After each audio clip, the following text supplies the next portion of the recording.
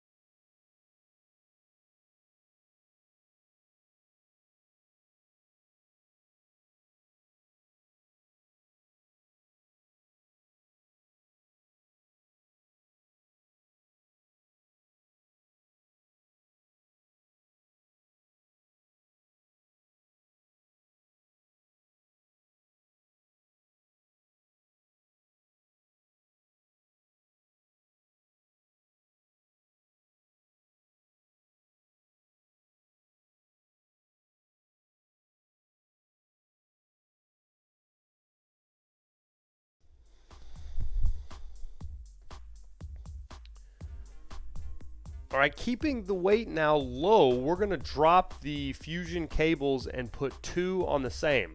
Remember the rules: whenever you're setting this up, you've got 1 band on each mount to add weight, or max, we have 2 bands on 1 anchor. That way we're always staying safe with our wall, but we can also really get enough weight here. So we got level 5, level 3, and when we come over to the bench, we're going to try to work a little bit more of that incline motion is going to be our goal. That's why we're going with that lower mount.